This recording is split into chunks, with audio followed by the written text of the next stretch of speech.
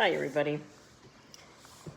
Tonight I'd like to read to you the story of creation. I know I've read it before, but this time I'd like to read to you from the Jesus Storybook Bible. It's written by Sally Lloyd-Jones and illustrated by Jago. In the beginning there was nothing. Nothing to hear, nothing to feel, nothing to see. Only emptiness and darkness and nothing but nothing. But God was there, and God had a wonderful plan. I'll take this emptiness, God said, and I'll fill it up. Out of the darkness, I'm going to make light. And out of the nothing, I'm going to make everything. Like a mommy bird flutters her wings over her eggs to help her babies hatch, God hovered over the deep, silent darkness. He was making life happen. God spoke. That's all. And whatever he said, it happened. God said, "Hello, light," and light shone into the darkness. God called the light day and the darkness night. "You're good," God said, and they were. Then God said, "Hello, sea, hello, sky," and a great space opened up, wide and deep and high. "You're good," God said, and they were. Then God said, "Hello, land," and there, splashing up through the oceans, came cliffs and mountains, sandy beaches. "You're good," God said, and they were. "Hello, trees," God said.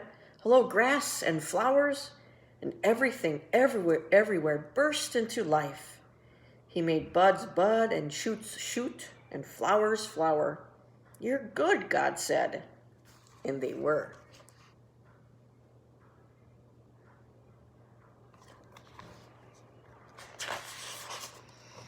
"Hello, stars," God said. "Hello, sun, hello, moon." And whizzing into the darkness came fiery globes, spinning around and around, whirling orange and purple and golden planets. "You're good," God said, and they were.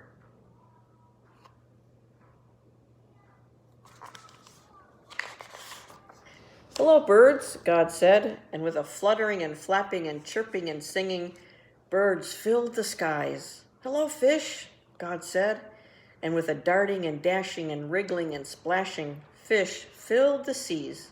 "You're good," God said, and they were. Then God said, "Hello, animals," and everyone came out to play. The earth was filled with noisy noises, growling and gobbling and snapping and snorting and happy skirkuffling. "You're good," God said, and they were. God saw all that he had made and loved them, and they were lovely because he loved them. But God saved the best for last. From the beginning, God had a shining dream in his heart. He would make people to share his forever happiness. They would be his children, and the world would be their perfect home.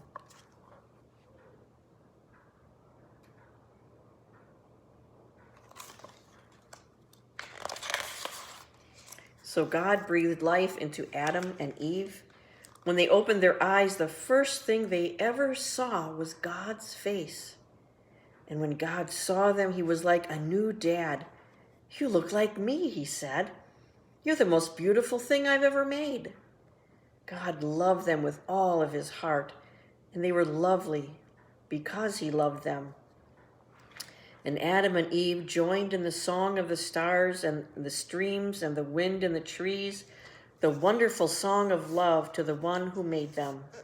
Their hearts were filled with happiness, and nothing ever made them sad or lonely or sick or afraid.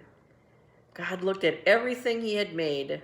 "Perfect," he said, and it was. But all the stars and the mountains and oceans and galaxies and everything were nothing compared to how much God loved his children. He would move heaven and earth to be near them, always. Whatever happened, whatever it cost him, he would always love them. And so it was that the wonderful love story began. Well, the book I'd like to read to you tonight is called The Stuff of Stars. And it's written by Marion Dane Bauer and illustrated by Equa Holmes.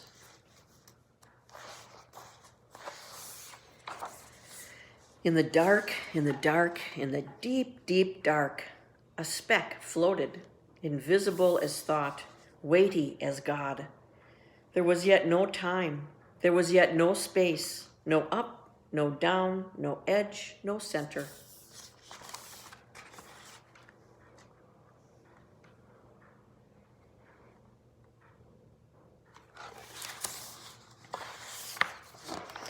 No earth with soaring hawks or scuttling beetles, trees reaching for the sky. There was no sky, no you, no me, only the speck waiting, waiting.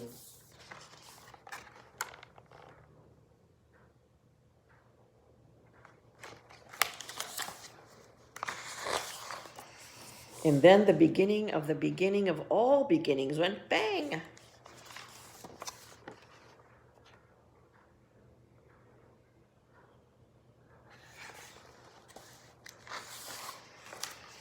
And in a trillionth of a second, our universe was born. A cloud of gas unfolded, unfurled, zigzagged, stretched, collided, expanded, expanded. Bits bumped, gathered, and fused.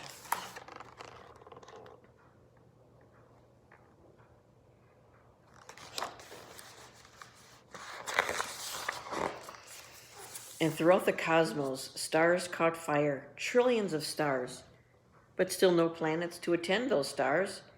And if no planets, then no oceans, no mountains, no hippopotami, no violets blooming in a shady wood, no crickets singing to the night, no day, no night.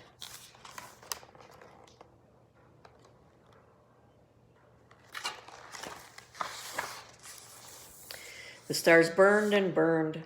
They burned so long and so hot that some of them exploded, flinging stardust everywhere.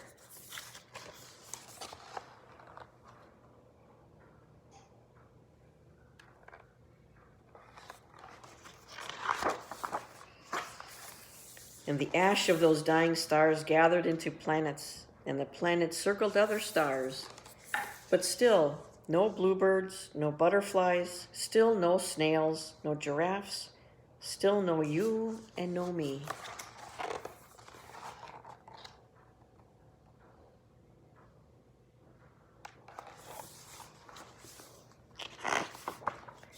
The planets closest to their stars stayed very hot. The ones far away grew very cold.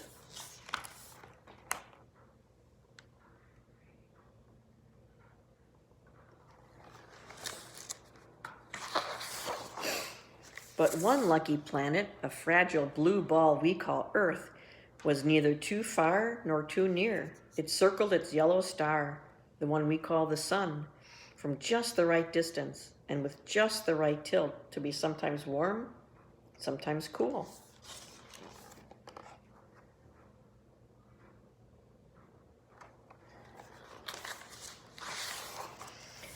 Perfect for turning that starry stuff into mitochondria, jellyfish, spiders, into ferns and sharks, into daisies and galloping horses again and again. Stardust gave birth to stardust.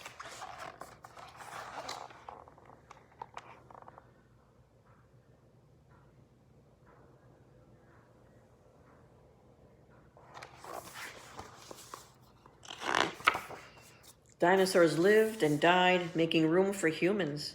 Our great-great-great-grandparents and all before them lived and died, making room for more and more children.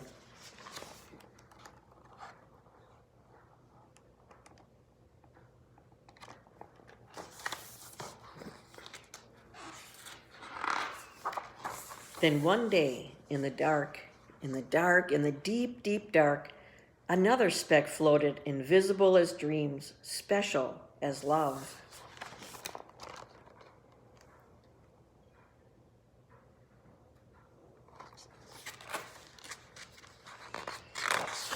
Waiting and waiting, dividing, changing, growing, until at last, you burst into the world.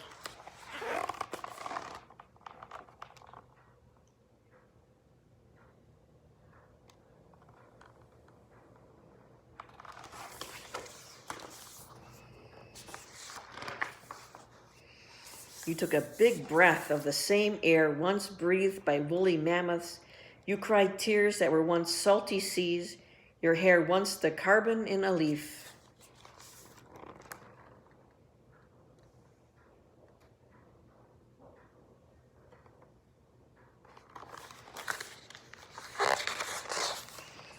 You and the velvet moss, the caterpillars, the lions, you and the singing whales, the larks and the frogs.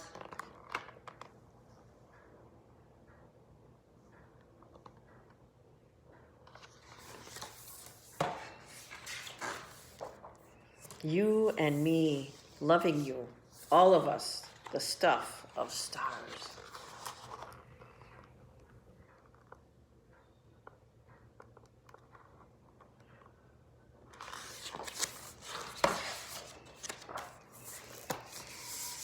Well, God is the creator of heaven and earth, of me and you and everything in it, and God is still creating. God never stops creating. And God loves you so much. He made you, just you. And he loves you more than you could ever know. Sleep in peace. God is awake. Good night.